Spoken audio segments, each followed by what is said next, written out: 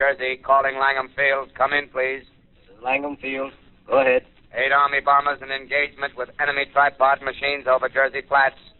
Engines incapacitated by heat ray. All crashed. 1 enemy machine destroyed. Enemy now discharging heavy black smoke in direction of... This is Newark, New Jersey. This is Newark, New Jersey. Warning. Poisonous black smoke pouring in from Jersey marshes. Reaches South Street. Gas masks useless. Urge population to move into open spaces. Automobiles use routes 7, 23, 24. Avoid congested areas. Smoke now spreading over Raymond Boulevard.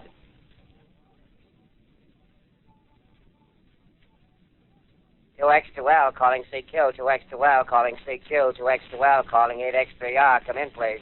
This is 8X3R coming back at 2X2L. How's reception? How's reception? Okay, please. Where are you, 8X3R? What's the matter? Where are you?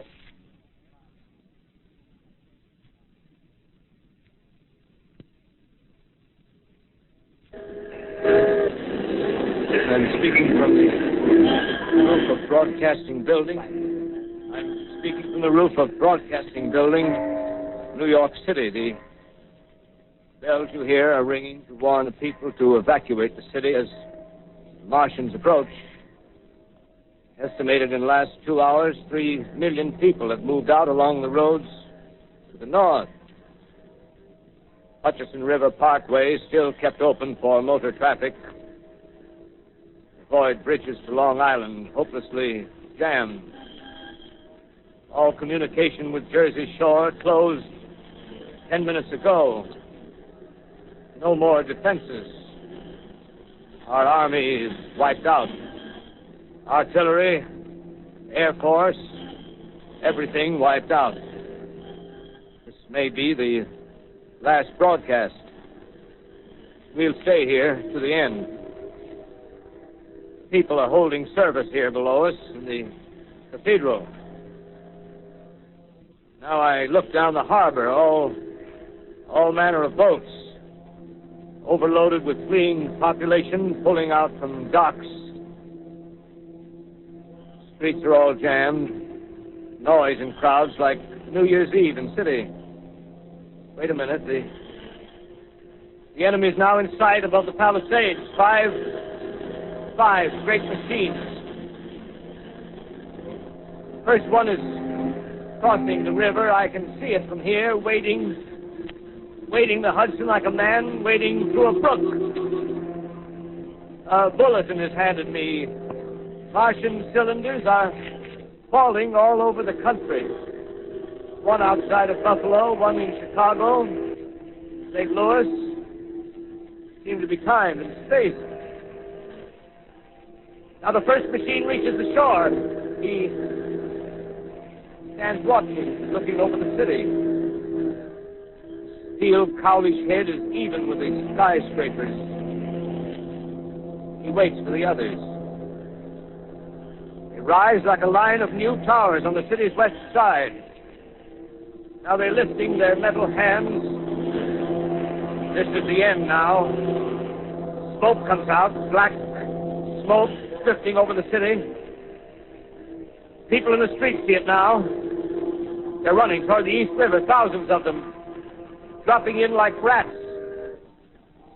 Now the smoke's spreading faster. It's reached Times Square. People are trying to run away from it, but it's no use. They're falling like flies. Now the smoke's crossing 6th Avenue. 5th Avenue. 100 yards away. It's 50 feet.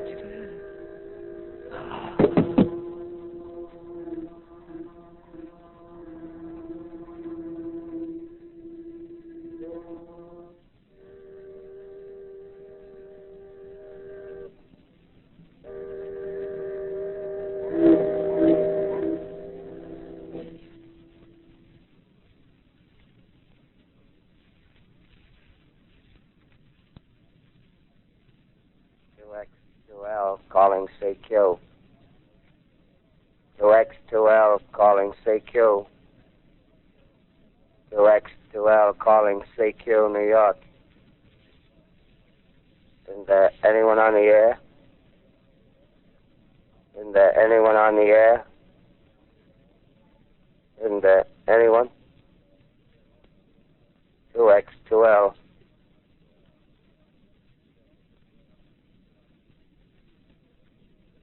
You are listening to a CBS presentation of Orson Welles and the Mercury Theater on the Air in an original dramatization of The War of the Worlds by H.G. Wells. The performance will continue after a brief intermission. This is the Columbia Broadcasting System. Today and tomorrow. That's it. That's how long we have left in our Overcoming the Darkness fundraiser. We do this every October as a way of celebrating Weird Darkness, but instead of giving us the gifts, you give the gifts to those who are suffering from depression. Specifically, we're giving to those organizations that help people who suffer from depression. And we're getting pretty close to our goal. Our goal is to raise $5,000.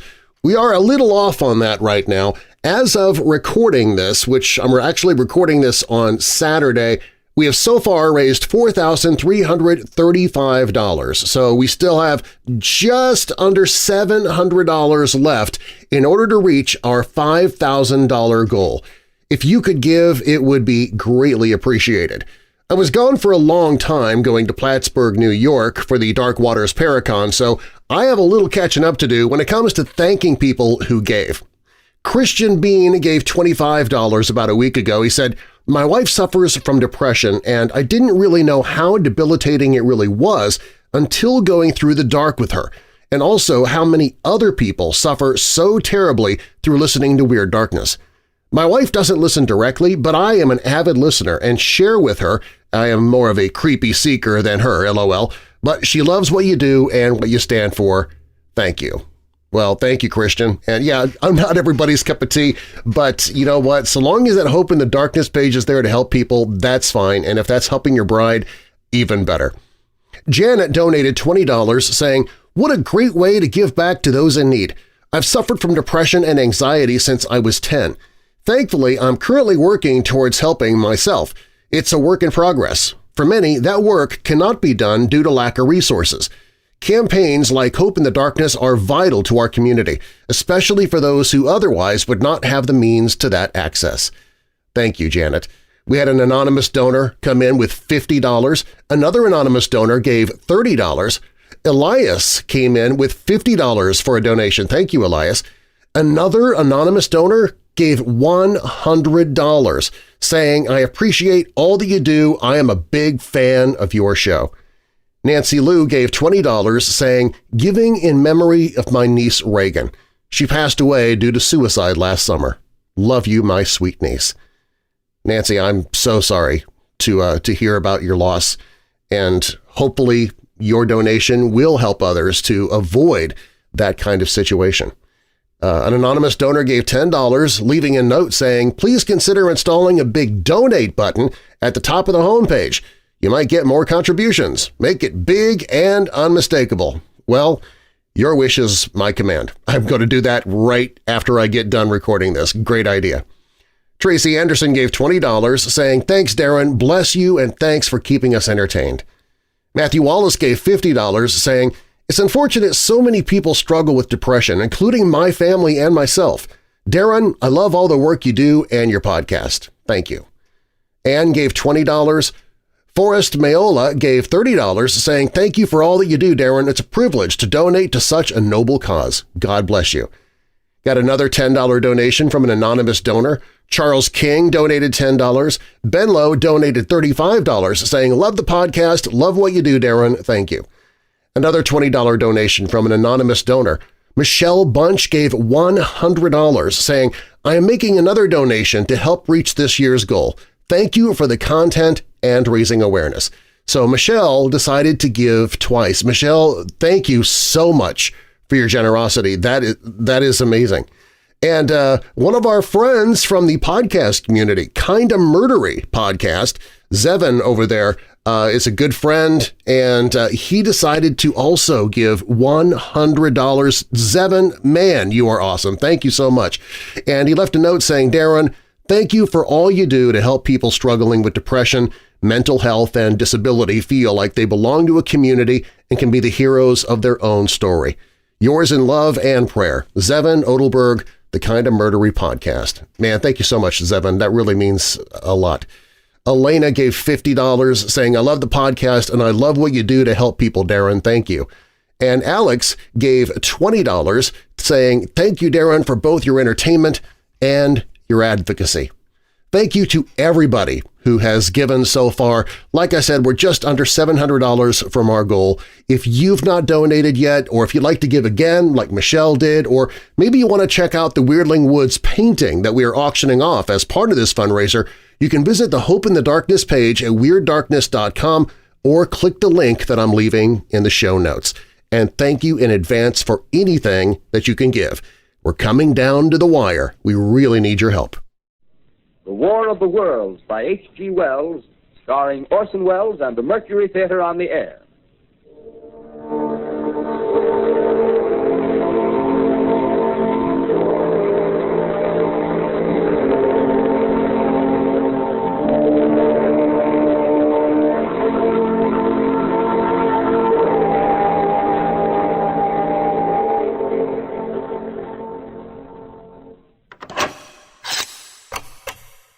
We'll continue with H.G. Wells' War of the Worlds as presented by Mercury Theater in just a moment.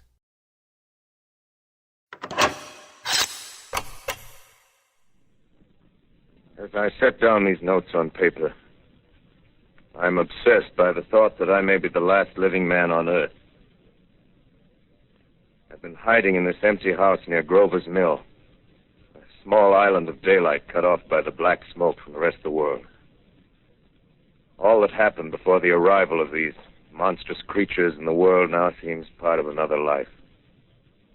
A life that has no continuity with the present. Furtive existence with a lonely derelict who pencils these words on the back of some astronomical notes bearing the signature of Richard Pearson. I look down at my blackened hand and I try to connect them with a professor who lives at Princeton and who, on the night of October 20th, glimpsed through his telescope an orange splash of light on a distant planet. My wife, my colleagues, my students, my books, my observatory, my world. Where are they? Did they ever exist? Am I Richard Pearson? What day is it? Do days exist without calendars? Does time pass when there are no human hands left to wind the clocks? In writing down my daily life, I tell myself I shall preserve human history between the dark covers of this little book that was meant to record the movements of the stars. But to write, I must live, and to live, I must eat. Find moldy bread in the kitchen and an orange not too spoiled to swallow. Keep watch at the window.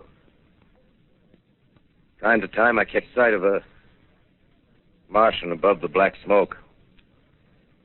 Smoke still holds the house in its black coil, but at length there's a hissing sound, and suddenly I see a Martian mounted on his machine, spraying the air with a jet of steam as if to dissipate the smoke. I watch in a corner as his huge metal legs nearly brush against the house.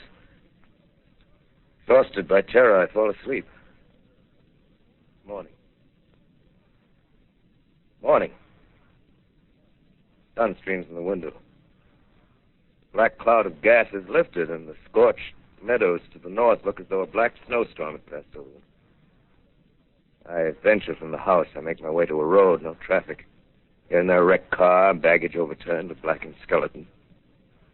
Push on north. For some reason, I feel safer trailing these monsters than running away from them. And I keep a careful watch. I've seen the Martians feed. Should one of their machines appear over the top of trees, I'm ready to fling myself flat on the earth. Come to a chestnut tree.